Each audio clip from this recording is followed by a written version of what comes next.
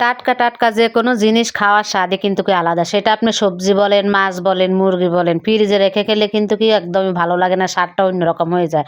মানে স্বাদটা কেমন একটা জানি নষ্ট হয়ে যায়। তো আসসালামু আলাইকুম, কেমন আছেন সবাই? মাসের শুরুতেই দেখেন বাজার নিয়ে আসলো। বাজারটা পরেই খুলে দেখাবো। এখন হালকা পাতলা আপনাদেরকে দেখাই নি।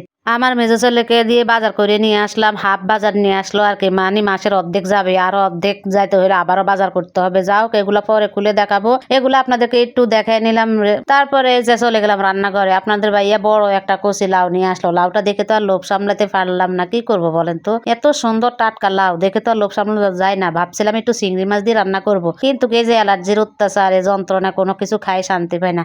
তো আর কি করব, এখানে আমি মুগ ডাল দিয়ে লাউটাকে সুন্দর মতন বসিয়ে দিয়েছি। প্রথমে মুগ ডালটা ধুয়ে চুলার উপর বসিয়ে দিয়েছি। দিয়ে তারপরে লাউটা কিন্তু দিয়ে দিলাম। দিয়ে এখন এখানে রসুন রসুন বাটা দিয়ে দিচ্ছি হলুদ, মরিচ, লবণ সবকিছু দিয়ে পেঁয়াজ দিয়ে আমি কিন্তু এখন ঢাকনাটা দিয়ে দিব। একসাথে সব মাখিয়ে বসে দিয়েছি। দিয়ে নাড়াচাড়া করে তারপরে এখান থেকে কিন্তু ফুল ভিডিওটা নিই না, কারণ বাজার নিয়ে আসলো। বাজারটা একটু সামলাতে হবে। এক সাইড করছিলাম। এখান থেকে কিন্তু লাউ আমার রান্না হয়ে গেছে। আমি কি করতেছি, এখন লাউটাকে বাগার দিয়ে দিচ্ছি। বাগার দেওয়ার সময় আমি এখানে দিয়ে দিলাম রসুন, পেঁয়াজ, শুকনা মরিচ, আস্ত জিরা দিয়ে এখন একটু নাড়াচাড়া করে বাগার দিয়ে দিচ্ছি। আসলে লাস্টে এই বাগারটা দিলে লাউয়ের যে স্বাদ হয়, সেটা আপনার চিংড়ি মাছ হোক আর ডাল হোক, লাস্টে বাগারটা দিলে কিন্তু খেতে অসম্ভব মজার হয়। আমার লাউটা হয়ে গেছে, বাগারটাও দেওয়া হয়ে গেছে। দিয়ে এখন একটু নাড়াচাড়া করে নিচ্ছি। নিয়ে চুলার উপরে দিয়ে আবার একটু উতলিয়ে নিব। নিয়ে তারপরে চুলা থেকে নামিয়ে নিব। দেখেন ডালটা একদম ভাঙি নাই। যদি ঘেটা ঘেটা হয়ে যায় ডালটা, খেতে কিন্তু কি একদমই ভালো লাগে না। যেহেতু মুগ ডালটা একটু আস্তে আস্তে থাকলে কিন্তু বেশ ভালোই লাগে। আর এখান থেকে আমি পালং শাক আর নিয়ে নিলাম চিংড়ি মাছের শুটকি।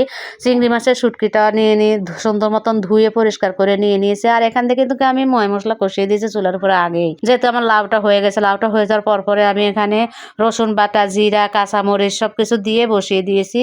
তারপরে এখানে এখন চিংড়ি মাছগুলো দিয়ে দিলাম। চিংড়ি মাছগুলো দিয়ে একটু নাড়াচাড়া করে নিচ্ছি। নাড়াচাড়া করে তারপরে 2-3টা আলু কেটে নিয়েছি চিকন লম্বা লম্বা করে, মানে একদম মোটাও না একদম পাতলাও না, মিডিয়াম সাইজ করে। তারপর আলুটাকে ভালো করে কষিয়ে এখান থেকে আমি পালং শাক দিয়ে দিচ্ছি। আসলে এই সময়টাতে পালং শাক খেতে যে এত মজার হয়।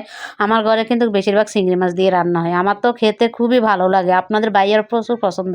কিন্তু আমি এই যে চিংড়ি মাছ দিয়ে বেশিরভাগ ভালো লাগে। কিন্তু চিংড়ি মাছ বললাম, ওই যে অ্যালার্জির জন্য চিংড়ি মাছটা একটু কম খাওয়ার চেষ্টা করে। তারপরও যখন শখ হয়, খাইতে ইচ্ছে করে, তখন কিন্তু বাসি না, বাঁচার চেষ্টা করি না। আসলে মন যেটা চায় সেটাই করতে ইচ্ছে করে।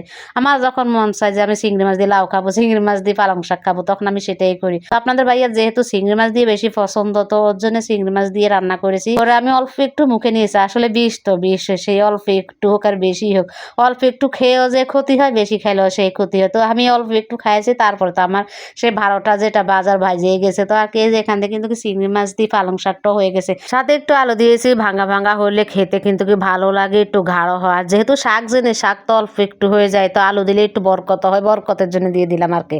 তো এই যে আমার শাক রান্নাটাও হয়ে গেছে। এখান থেকে কিন্তু আমি আবার লাউর খোসাটাও ভাজি বসাই দিয়েছি। আমি আস্ত জিরা, রসুন, পেঁয়াজ, কাঁচামরিচ, শুকনা মরিচ দিয়ে ভাগার আগে বসিয়ে দিয়েছি। এবার আমি হলুদের গুঁড়া দিয়ে দিচ্ছি আর স্বাদ মতো লবণ দিয়ে দিব। দিয়ে তারপর একটু নাড়াচাড়া করে ঢাকনাটা দিয়ে দিব। আসলে এই শীতের সময় কিন্তু লাউয়ের খোসার স্বাদটা কিন্তু বেশি হয়। গরমকালে আপনি যতই লাউয়ের খোসা ভাজি করেন, অতটা কিন্তু স্বাদ লাগে না। সাথে যদি চিংড়ি মাছ হয় তো অত কিন্তু ভালোই সোনাই সোহাগা।